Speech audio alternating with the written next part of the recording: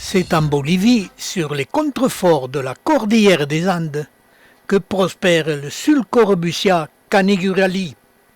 Le Sulcorbusia ont des racines napiformes et ils craignent les excès d'arrosage.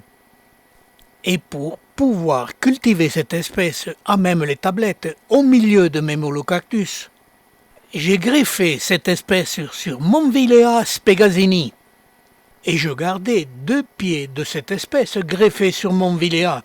Et les 10 premières années, tout s'est très bien passé.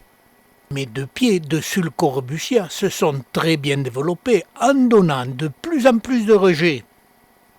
Et bien sûr, chaque année, les Sulcorbusia fleurissaient, et je vous les montre 15 ans plus tard. Et voici mes 2 pieds côte à côte, qui présentent leurs boutons, ce qui annonce une très belle floraison. Cette floraison est superbe, très lumineuse, et comme ces fleurs durent 3 à 4 jours, elles changent de couleur. Et le temps que défilent des images de cette floraison aux couleurs variables, je vous donne la raison pourquoi j'avais greffé ces 2 pieds de Sulcorbusia canigurali sur Monvilea spegazini. C'est pour la simple raison que les Monvilea ont aussi des racines napiformes. Et je voulais connaître la réaction du porte-greffe et du greffon.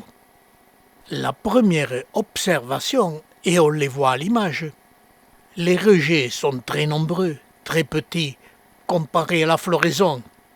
Autre observation que j'ai faite, même si l'image paraîtrait donner le contraire, ces plantes ainsi greffées sont moins florifères, car les fleurs se développent surtout sur les rejets de dimension correcte, sur les têtes qui ont environ 2 cm de diamètre.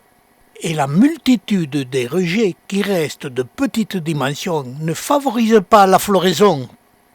Mais je me suis aussi posé la question, cette floraison changeante de couleur était naturelle même sur les pieds non greffés, ou si ces couleurs changeantes étaient dues au porte-greffe.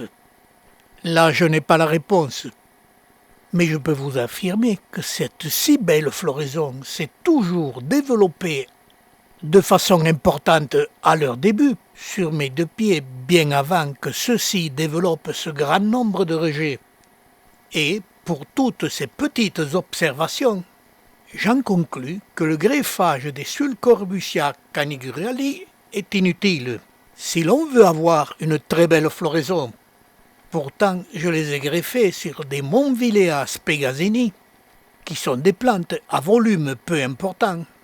Et si je les avais greffés sur des Trichocereus, ça aurait été encore pire.